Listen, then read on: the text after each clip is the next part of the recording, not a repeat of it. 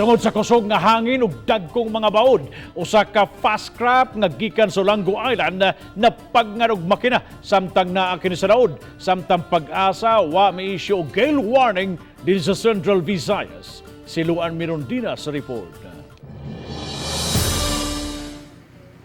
Dilatar og mga 30 minutos ang pagdunggo sa Santa Rosa Ferry Express 2020 sa Angasil Port sa Mactan, gikan sa Olango Island. Matud sa mga pasahero, kalit lang silang napagngan samtang anaa sa laod. Ang murag ang makina ilang giayo ba? Nya kadito man kaayo din andara balik. May kalis Ginoo taon na andara pud. Gipasabot hinuon sa kapitan sa fast craft nga naayo ra nila kini. Hinungdan nga nakalahos ra usab sila pagdunggo sa Mactan. Apan gikinahanglang ilisan ang water pump niini. Pag nga mismo ito nga kay ngungot pa mo tagir pump.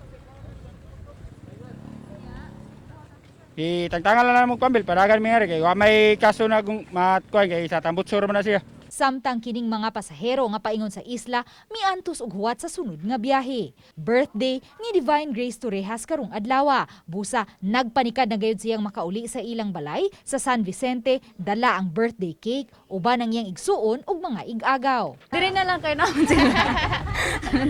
Dagan mami diri. Diri na lang mahanta. Oh, diri na lang.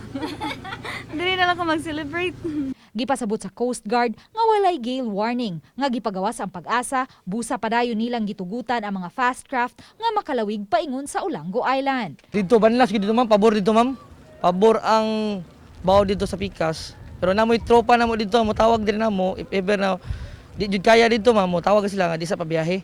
Hinuon na bantayan sa RTV Balitang Bisdak nga menos ra ang biyahe sa mga fast craft karong adlaw bisan kun daghan ang mga pasahero.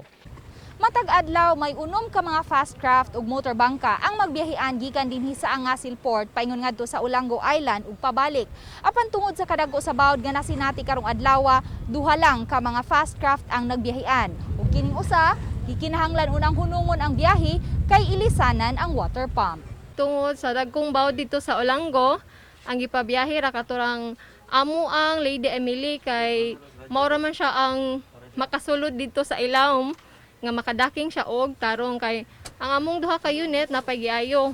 Mipahimangno hinuon ang pag-asa ngadto sa mga gagmayng sakayan nga kun mahimo likayan lang una ang paglawig.